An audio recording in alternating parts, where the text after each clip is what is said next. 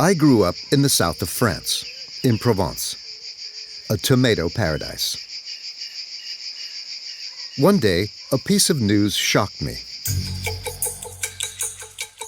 Le Cabanon, the jewel in the French crown of tomato sauce, had been bought by a Chinese investor, General Liu. He'd decided to produce sauce provençale with Asian tomatoes. Okay. General Liu was trying to conquer this sector. The local deputy seemed delighted. But I did not understand why a country where they do not eat tomato sauce wanted to compete with Provence or Italy. For 2 years, I put my life on hold to understand how this product had become a necessity to all mankind. I discovered a different tomato, unlike the one we see in our salads.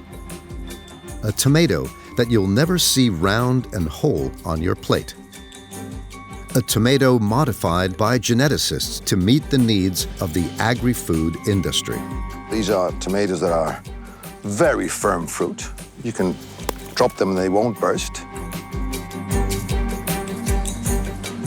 I discovered a misunderstood and fascinating industry. An industry born from the success of Italian gastronomy and reinvented in the United States by a few men who turned it into red gold. In California, I met the biggest leader of this industry, a multimillionaire who was obsessed with productivity. In Italy, I saw harvesters exploited. In Africa, farmers ruined. For the past 2 years, I've been collecting sauces, juices, soups, concentrates, pulp, peeled tomatoes, and ketchup from around the world. The story I'm going to tell you is not about a simple canned food. It's an absurd story of our globalized world. Its winners, its losers. The men and women who feed mankind without ever seeing the fruits of their labor.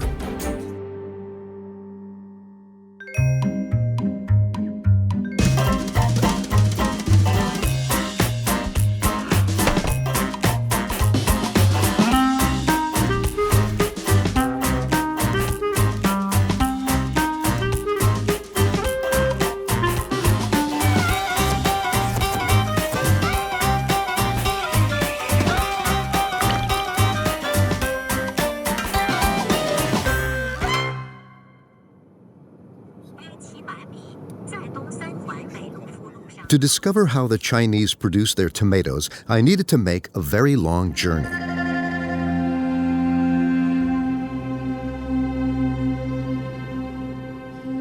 "3,000 kilometers from Beijing in the west of China to Xinjiang.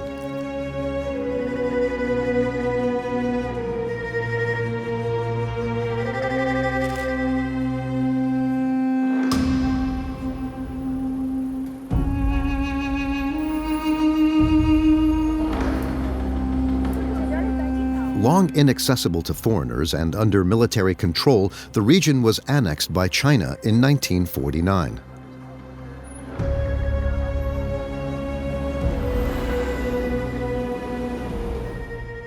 It's the territory of the Uyghur people, a Muslim ethnic group that regularly rebels against the central power. Uyghurs are now a minority in Xinjiang.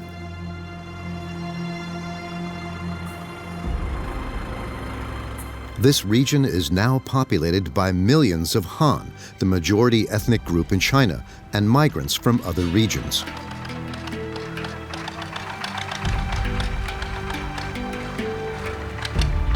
And this is all at the initiative of Beijing.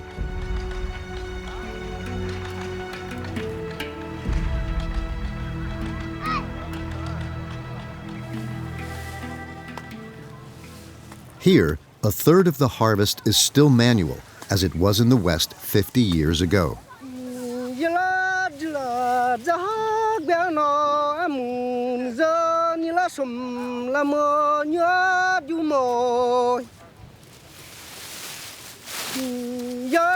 唱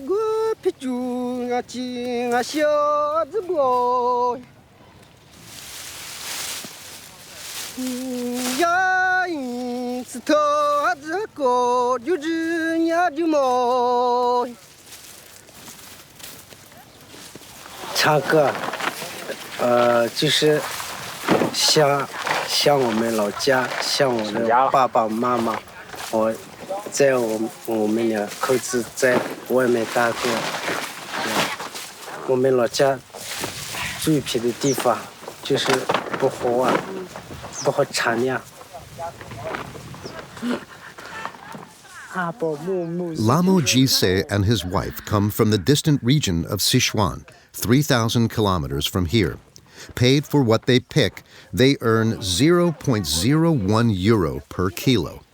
1.2块2，我们以前呢干了，我们两口子，干了170点，160点，干。一天平均，我们两口子一天干了，一天嘛400块钱，一天嘛300多，一天嘛200多，几乎是一件肉不一样，2块地不一样。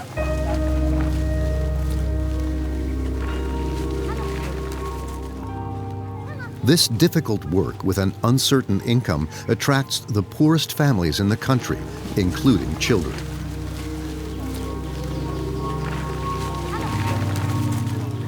因为他看见有的小孩会帮他爸妈干活。像我们汉族人来说，这是一种不道德、不规范。在我们汉族人来说哈，我按他那个名出来，他也得是没办法。有些天他们来的真的是大山里面的，现在中国也不过也在逐步的改变。Minimal labor costs. Destitute families paid for their labor. I understood better why the Chinese tomato was replacing the Provençal tomato, and the Chinese workers replacing those in Europe.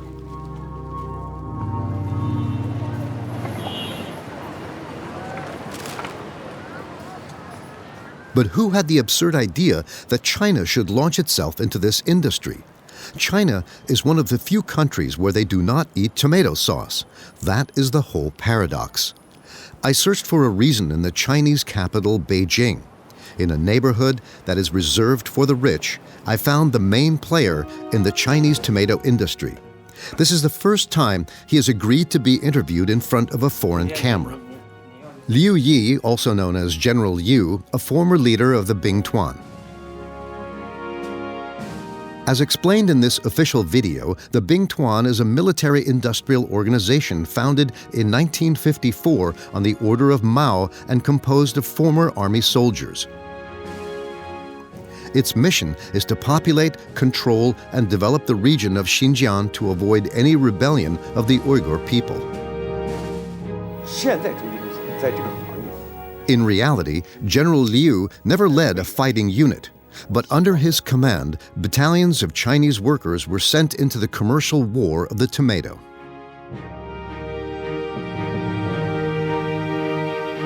那么中居公司进来以后啊，进入以后，第一个我就感觉到一点啥，就是我在对全世界这番茄行业进行一个调研以后，我就提出一个口号，什么口号呢？就是中国的番茄酱要成为世界番茄酱的一个重要的生产基地。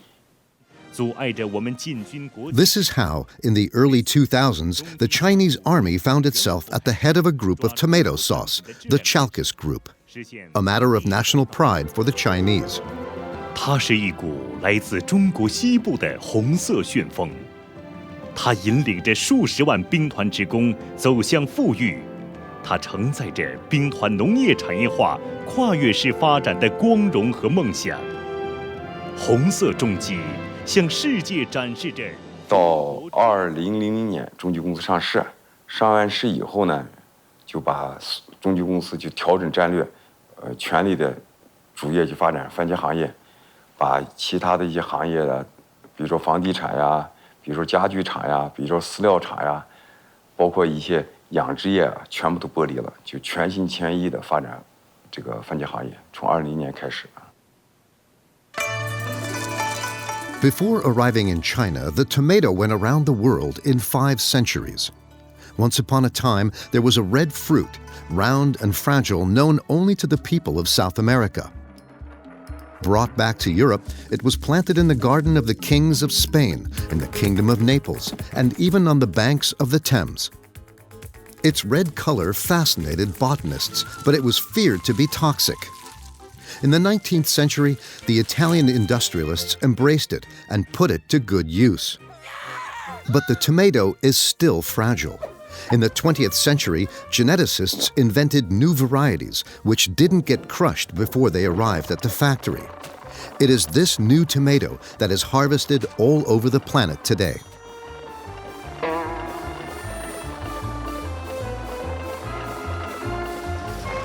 From the fields, I followed the tomato trucks to the factories. Today, China has become world number 2 in the red gold industry, with the COFCO Tunhe Group, a state-owned company, an agri-food giant. The director's assistant at one of the largest factories in the country takes me on a tour. Every day, 5,000 tons of fresh tomatoes are delivered here. Unloaded with jets of water, they are sent into the depths of the factory. Inside, the principle is barely more complex than when you reduce tomatoes at home.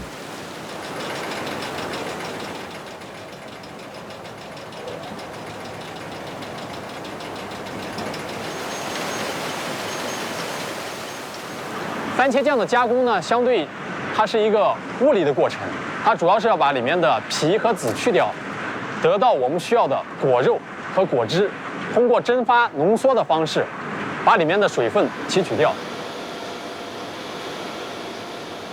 In these vats, the tomatoes are sterilized and transformed into concentrate, the red gold of this industry. It takes 6 kilos of tomatoes to make 1 kilo of this paste. I now understand where my favorite sauce comes from. In 20 years, China has become a superpower of the tomato industry. Thousands of tons of concentrate are packaged for export in these large blue barrels. 我们这些番茄酱灌装出来之后呢，会销往世界各地。目前呢，有记录的就是130多个国家和地区，有欧洲的，比方说荷兰、英国、俄罗斯。那么亚洲这边有日本、马来西亚、印度尼西亚，那么还有像澳大利亚，这些国家都是在全球范围内进行流通的这样一个商品。These barrels of concentrate are like barrels of crude oil. Shipped around the world, they will then be refined by a multitude of brands.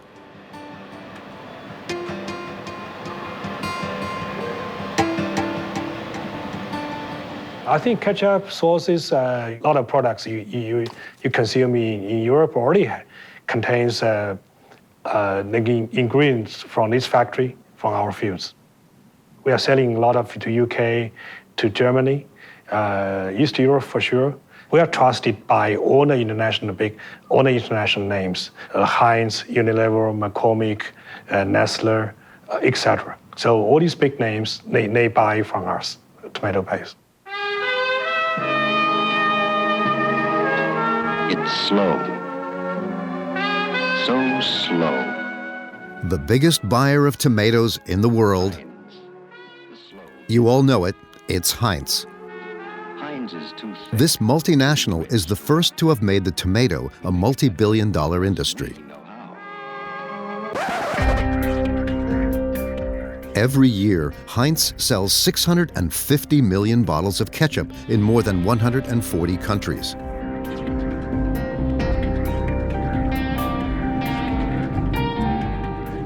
I decided to go back to the very beginnings of the tomato industry, to the east of the United States.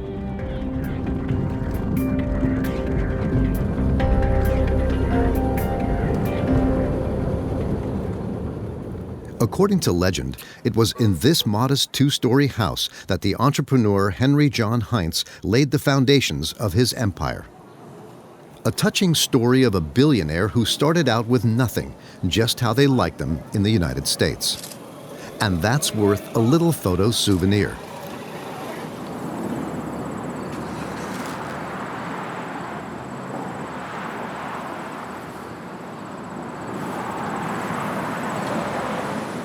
How did Heinz become the world's #1 ketchup almost 150 years ago? What you're going to discover is not written in history textbooks. At the end of the 19th century, Pittsburgh was the world capital of iron and steel activities. The Carnegie factories produced 1/4 of American steel. Pittsburgh was the symbol of the country's industrial development, a city where the floods of European migrants came to find work in steel and Ford car factories.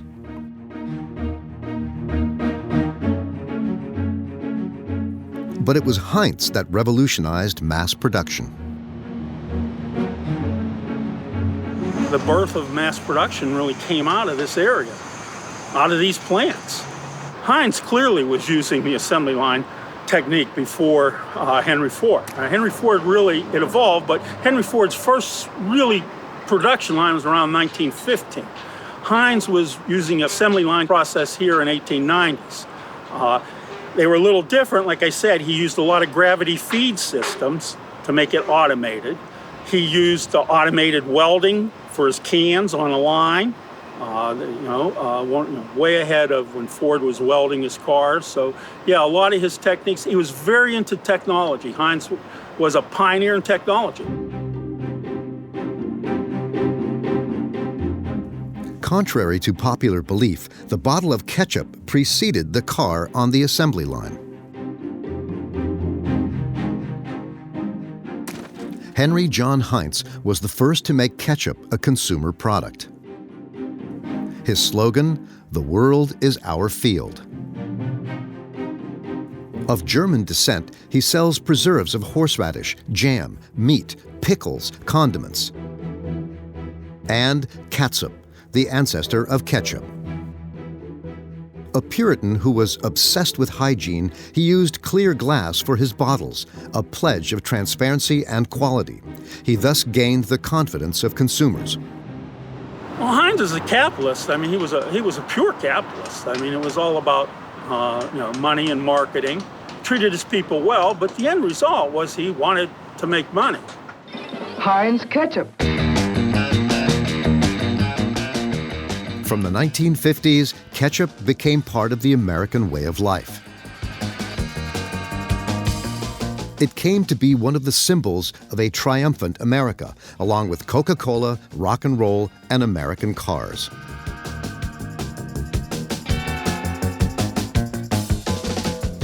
The American dream of a society of prosperity and abundance is realized through mass consumption.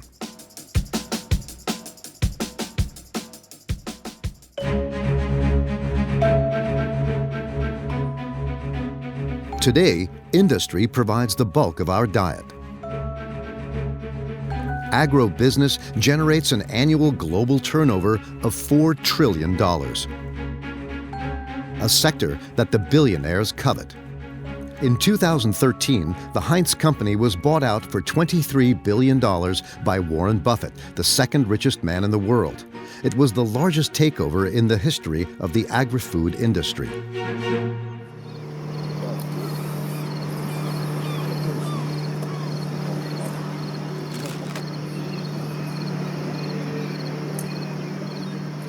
The arrival of the billionaire was not good news for the employees. C'est la fin d'une époque à Leamington. Après plus de 100 ans, Heinz a vendu son usine sud-ontarienne et des centaines d'employés vivaient aujourd'hui leur dernière journée de travail à cette entreprise. Beaucoup d'entre eux, d'ailleurs, se retrouvent maintenant sans emploi. I found workers that Heinz brutally fired, the price of adjusting to capitalism. In this city with a population of 28,000, nearly 1,000 employees lost their jobs when the ketchup giant decided to close its largest plant in North America. A year later, half of them are still unemployed. That's the 20-year service award that you got at Heinz. Yes, they gave me the 20-year award there. It's very nice. I was very proud of it. I'd have got that if I stayed there, but they closed down. Yeah. And what's that plaque? I was the Employee of the Year 2 years in a row. And they gave me that beautiful plaque over there. Now, I would have got that if I stayed there. Have you stayed there? You wish you would have got it? I would have got that. You beat me out on that one. Well, thank you. But that's a nice accomplishment. Well, thank you. In Leamington, no one expected a man whose fortune is estimated at $73 billion to close the factory. A couple of things I've always heard was Heinz will never close down. People eat, people need food. And there'll never be a tornado here. 2010, there was a tornado. In 2014, Heinz closed down. So it just goes to show you that never say never, because things happen like that. I understand that they can say all they want. Like, they can say, well, it wasn't competitive enough.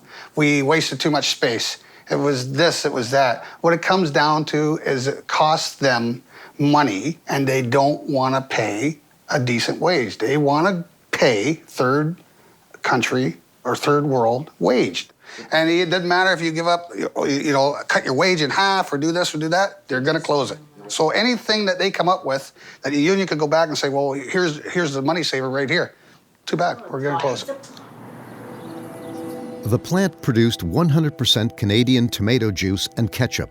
It may be surprising, but in southern Canada, the climate is ideal for growing tomatoes.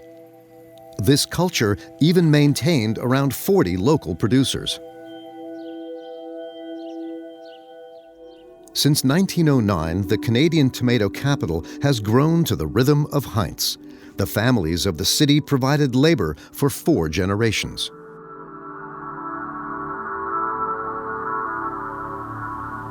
When that company closed down, it hurt me. Emotionally, I think it did most people that worked there. We gave our life to that plant. Yeah. And I loved working there. I liked the people I worked with. But it hurts to lose a plant like that, all because of some money. And that's the bottom line. It's the bottom line. It's money and not people's lives. I don't think that they cared enough about the people here. If they came here and looked at what they've done to some of these people, they should be ashamed of themselves. Since its acquisition, Warren Buffett has closed 5 plants and cut 7,400 jobs, about a quarter of the company's workforce.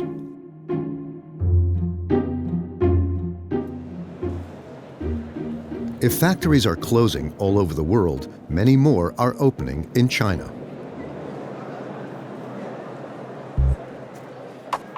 Who sold the Chinese the industrial techniques to make this concentrate?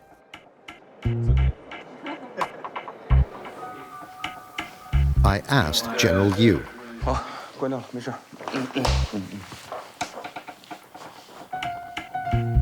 红色产业啊，就番茄酱的红色产业，意大利啊，真正起到了一个原始咱们讲的马可波罗的这么一个概念。实际上，第一条设备是他给了中国。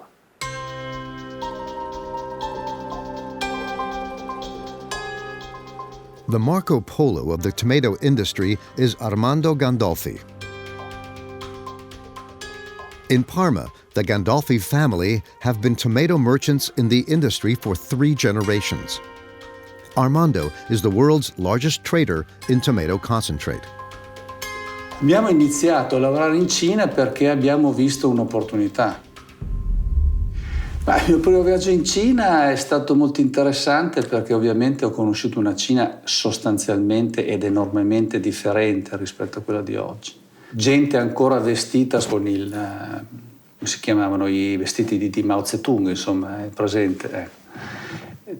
Pochissime macchine, tutti in bicicletta, insomma, era ancora uno spaccato di una Cina antica. C'era questa sensazione di essere un pochino dei pionieri, no? 是意大利帕尔马地区的设备商们过来帮着中国开始种植，种植完了以后怎么加工，技术的传递，包括培训，都是意大利人干的啊，别不干。Dozens of factories paid for by the Chinese with a barter system. Io ti do le macchine per fare la produzione Tu fai la produzione e quando hai fatto la produzione me la dai perché io la possa vendere e prendermi i soldi delle macchine che ti ho dato. Questo era un sistema usato in passato e so che è stato usato.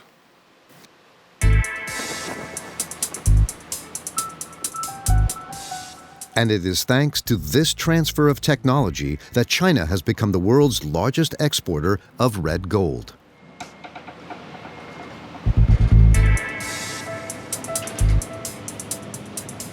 In these barrels, nearly 1 million tons of concentrate leave the port of Tianjin each year. The main destination takes a crossing of several weeks to Italy.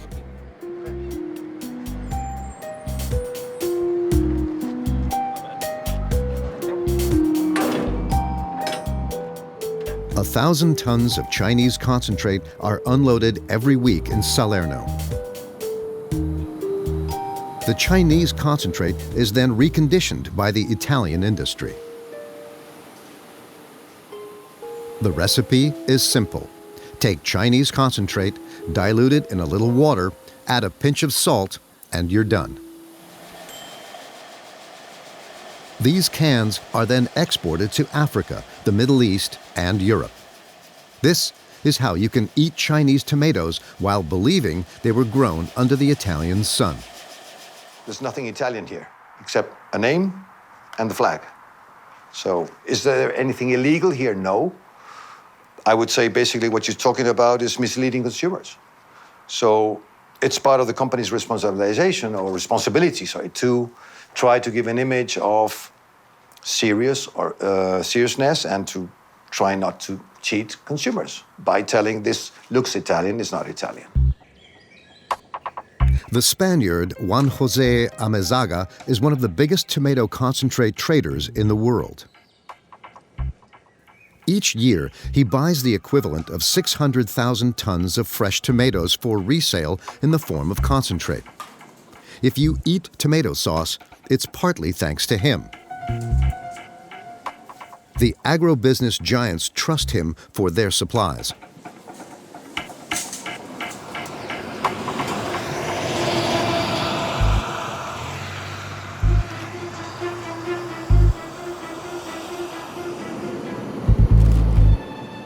In the tomato industry, a trader does not just stay in the trading rooms. Juan José Amezaga travels the planet to select the most beautiful harvests. If the Italians are supplied by China, he prefers California.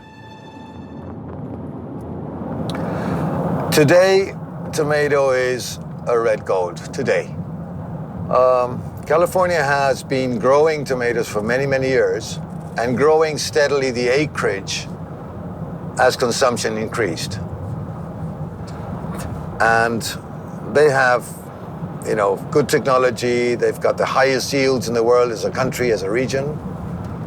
And it's always it's always good to know what's going on here.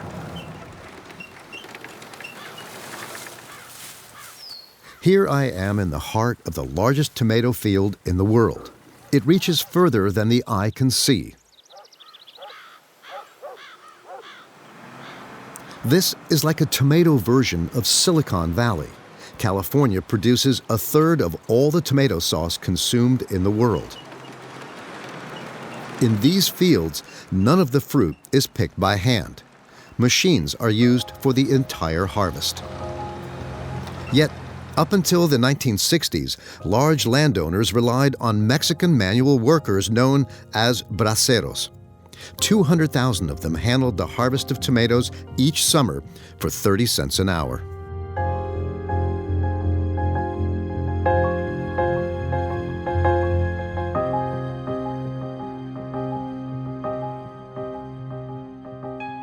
At that time, Cesar Chavez, an agricultural worker and a charismatic leader, worked with his union to demand better working conditions.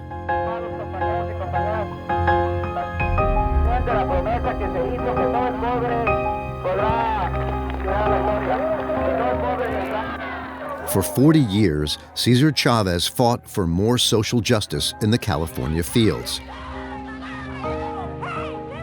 He organized strikes and demonstrations which were harshly repressed. His rallying cry, "Si se puede," was echoed by Barack Obama during his 2008 campaign with his famous, "Yes, we can." Cesar Chavez passed away in 1993. He was considered an icon of American civil rights. His former private secretary, Mark Grossman, told me this story. I think of some words that Cesar Chavez spoke in the late 1970s when he said, "Capital and labor together produce the fruit of the land, but what really counts is labor.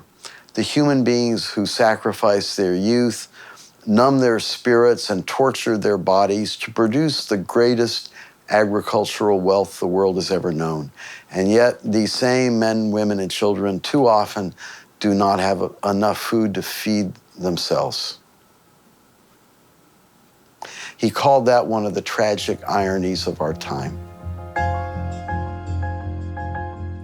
In 1964, Cesar Chavez succeeded in persuading the government to end the bracero program. Landowners could no longer exploit this cheap labor force. Rather than raising wages, the owners decided to mechanize the harvest to increase their profits.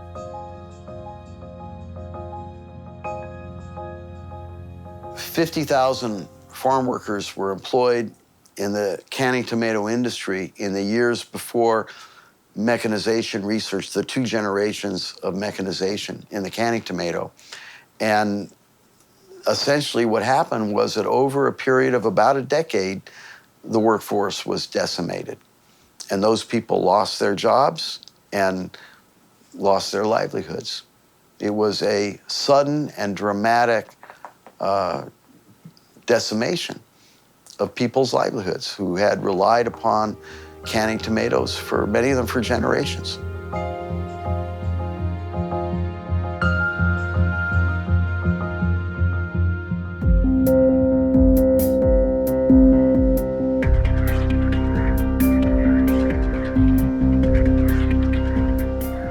Here is one of the industrialists who prefers machines to workers, Chris Rufer.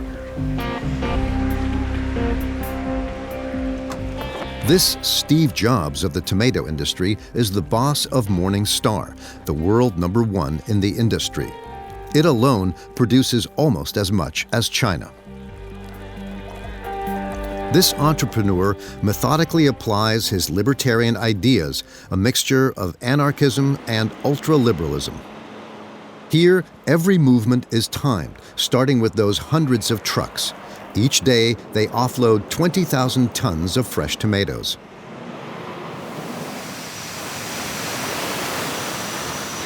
We had to start putting water in the trailers before to save 15 seconds.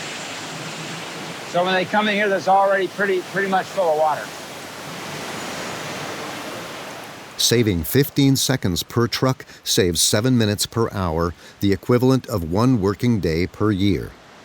Here, more than elsewhere, time is money. I'm paranoid. I think we could do a lot better. I see more detail, and so there's a lot of things to fix, a lot of things to improve. So I don't consider we do that well. Morningstar is an efficient company very much because they have managed to reduce costs all through the supply chain from the field to the trucking of finished goods. Per dollar investment in a plant, you produce much more. They can produce more than 6 million tons of fresh tomatoes. That's more than all Italy in 3 factories. It's impressive, really amazing. Yes, the man by my side produces more than all of Italy. Each hour, Chris Rufer transforms 1,350,000 kilograms of tomatoes into concentrate under the control of only 2 employees. How's it going? 44 last hour. 44? They still give me this excuse they can't pump it? In this factory that has been automated to the extreme, many executives and workers have been removed and replaced by computers. They're running the whole factory. These 2 seasonal girls. They got an issue. They call Jimmy or something. Hey, Jimmy, get out there and do that. Okay, they're like the plant managers. The world's largest factory runs with only 70 workers per rotation. Chris Roofer likes parables. For him, liberalism is a best of 5 sets, and tough luck for the losers. So if you play tennis with another person, you're there, you're improving your game. So the competition allows you to improve your game, and if you improve your game, you have more fun. So that's what the competitive system's all about, is getting the people with better ideas, better processes to expand, and kindly telling those that aren't doing as well that maybe they should do something else. Maybe they shouldn't play tennis, maybe they should take up golf or swimming. Applied to the labor market, his lesson sends shivers down your spine. For 50 years, large companies have been increasing their profits by mechanizing production and reducing the cost of wages. Everywhere, machines replace manpower. Lay off more to earn more. This is companies' winning formula. And the more the bosses invest in technology, the more production volumes increase. Supply stimulates demand. Never before have the shelves been so stocked. Never before has mankind consumed so many tomatoes. But by concentrating more and more wealth in the hands of big companies and destroying more and more jobs, how long can this system last?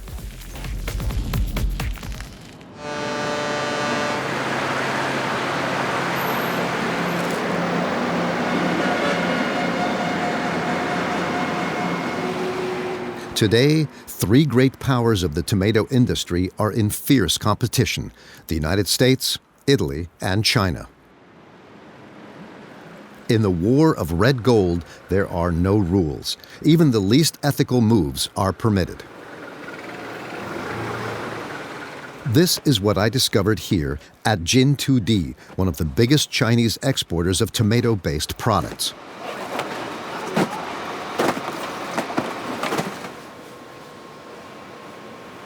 Ma Zhenyong, the managing director of the company, agreed to show me his factory. Like any good entrepreneur, he starts with a small guided tour of his production line.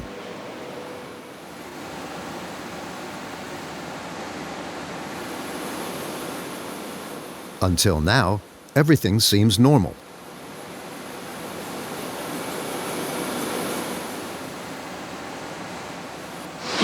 分钟的产量就是300罐的产量啊。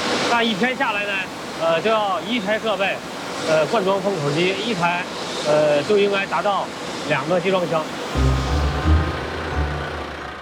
The first surprise was waiting for me in the warehouses. Gina, does that not remind you of anything? This is Gino's Chinese cousin, that famous brand created in Italy and which actually contains Chinese concentrate. To compete with their former partners who hid Chinese concentrate in Italian cans, the Chinese camouflaged their tomatoes in cans that are the colors of Italy. In the end, everybody is eating Chinese. 我们公司的主要产品的市场啊，在这个中东地区和非洲、欧洲啊，也有一部分国家，例如德国、瑞典。The factory has a secret weapon in this trade war against Italy that the director forgot to show me: a miracle ingredient.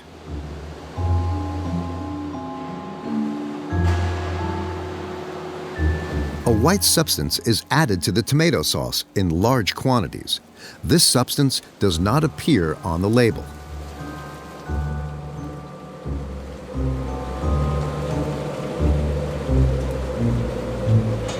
你看他想问，比如咱造1吨的酱里边，1吨的番茄酱，然后里边要用多少钱的水，要用多少钱的糖，还有什么盐什么的。这都不能说。No， 这是我们的配方的事儿。No， we can't。对。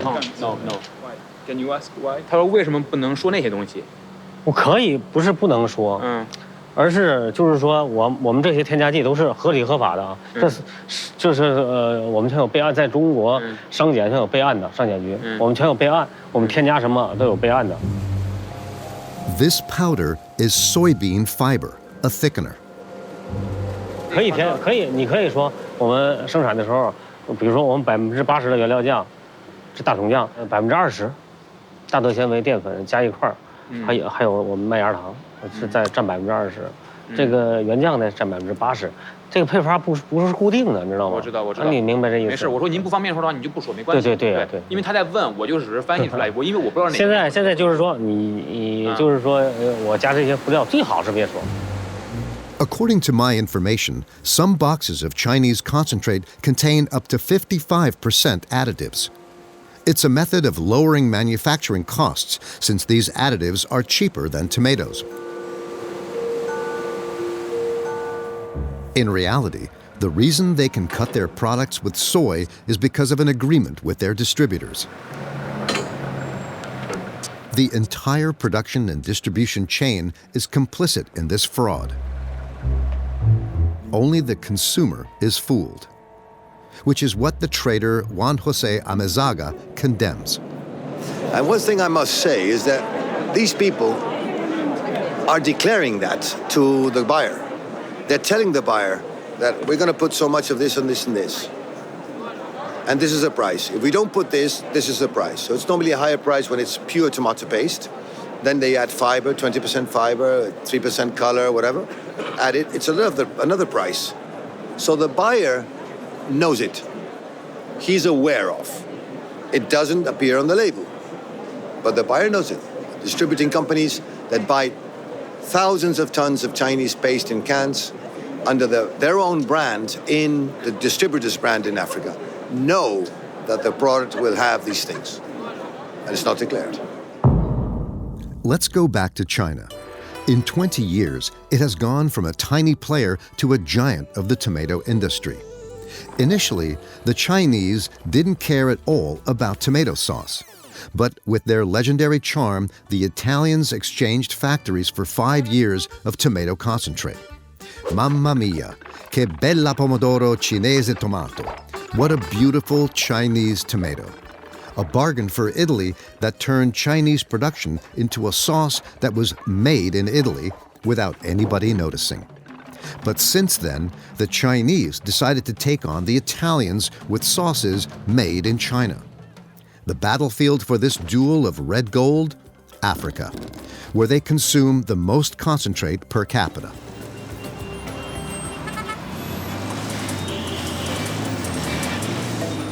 With a population of 27 million and 6% growth, Ghana is a dynamic economy, the second biggest in West Africa.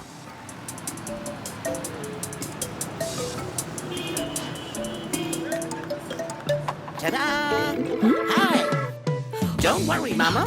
Tasty Tom will... Globalization is changing eating habits. Absolutely delicious. The secret behind delicious meals. In this part of Africa, in terms of vegetables, the tomato is king. It accounts for 1/3 of vegetable expenditure. But the local tomato market is collapsing in favor of sauces from China and Italy. Imports have multiplied by 30 in 15 years.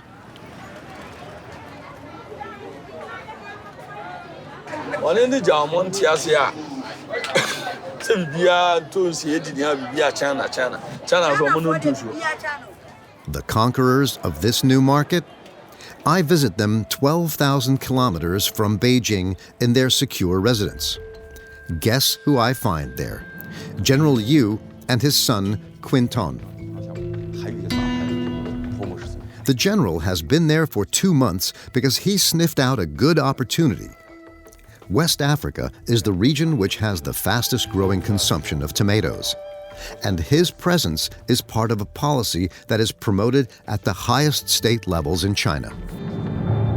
因为中国现在习主席在讲一路一带啊，讲丝绸之路，实际上是呢，新疆是丝绸之路的源头啊，加纳是一个源就发源地起点，一个是源头啊，刚好是我们国家的政策和现在的大的发展趋势是相吻合的。以后肯定番茄的这个超级强国，加工业的超级强国，包括全球超级强国肯定是中国啊，这是肯定的。This confident talk also reflects a reality. The African continent is fast becoming the next big consumer market in the world.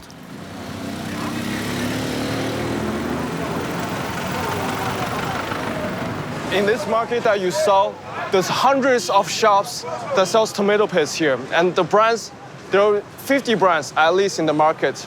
It's 90% Chinese factories who produce because they have invested so much into the machineries and they need a way out to do it. So they will produce for anybody, whether it's OEM, whether it's for their own brand, that they can sell in the African market.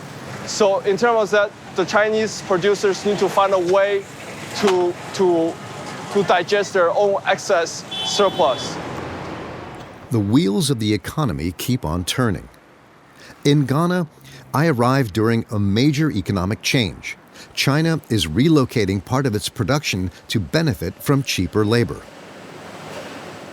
On production lines imported from their country, the Lius manufacture their finished products from Chinese concentrate. 他们赚得多，我付得多。你可以这样子，你可以教他怎么去干，但是你不能帮他去干。你懂我意思吧？你教他怎么去干，但是你不能去干。唯一教他去干的，唯一我们自己干的，是他妈的配料，那是我们自己搞的，其他地方全都不行。 Ghanaian workers are paid 4 times less than Chinese workers, 100 euros per month. This year in China, as you know, the global economy is not that well. You see a lot of factories shutting down, moving to Southeast Asia, moving to Vietnam, moving to Indonesia, Malaysia, those areas. And you will see, especially in the tomato paste business, that you see a lot of factories moving to African countries. And I'm glad to say we're one of the first who took this step to establish our presence more closer to the market rather than that 10,000 miles away. By purchasing canned Chinese tomatoes rather than fresh tomatoes from his own country, the consumer weakens local producers a little more. Since independence, thousands of Ghanaian farmers have been growing tomatoes, an activity that offered a future to entire families. Their tomatoes were processed in factories in the public sector, and the canned goods were sold in the markets, a sector protected by customs barriers to the delight of the farmers. But under pressure from international financial institutions, free trade has become the rule and imports have overwhelmed the country, which has been disastrous for farmers, and the local factory had to close. So, since nobody buys their tomatoes and the state does not help them, some of them try their luck in Europe. In Italy, ironically, they pick tomatoes.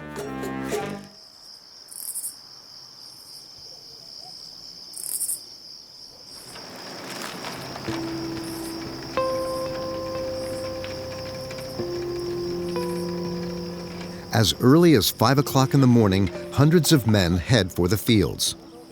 Coming from Africa via the Mediterranean, their journey ended here. To survive, they have no choice but to pick the specialty tomatoes of southern Italy.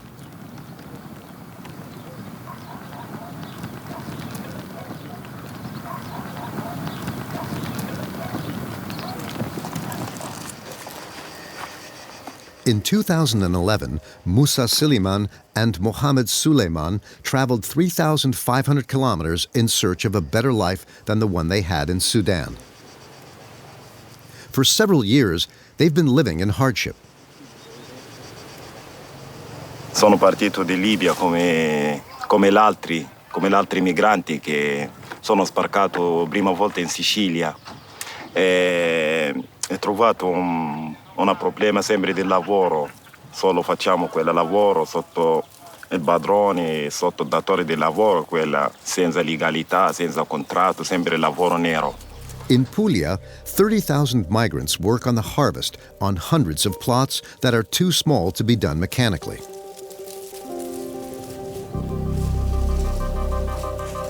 They have come from Africa, but also from India, Romania, or Bulgaria. They're paid an average of 20 euros for 10 to 12 hours of work under a blazing sun. Anche quando mi entra in un supermercato che mi riguarda una bottiglia di pomodori, la persona che comprano una scatola o una bottiglia di pomodori non sapevano già che dentro quella bottiglia c'è una storia di schiavitù, ci sono persone che sono morti dentro il cambio di raccolta.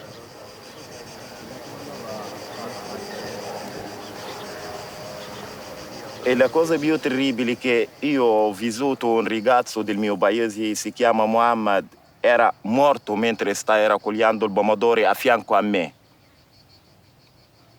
A fianco a me una persona che sta raccogliendo il pomodoro e ci sono gradi 40, senza acqua, molto sforzo, appena urlano, gridano i ragazzi, uno è caduto a terra, appena mi ha alzato la testa a me ho visto Muhammad caduto a terra. Appena che ho vicinato a lui ho ascoltato gli altri che dicono lui è già morto, non possiamo fare un altro.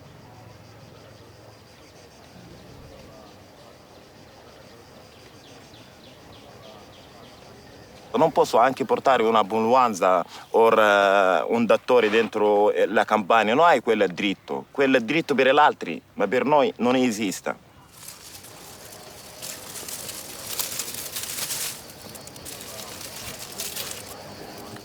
E l'oro rosso diventa un incubo per noi, perché ci sono i padroni che affittano sulla sangue degli altri. Ma secondo me anche il mercato internazionale dei pomodori in tutto il mondo e l'impresa agricola e i padroni che gestiscono quella retta e lo Stato, tutti avevano la colpa che ti lasciano quella gente che lavora senza diritto, come schiavi, senza diritto umano. Today, he works for a cooperative, Frutta Zero, Exploitation Zero, which produces organic and fair trade sauces especially for the German market.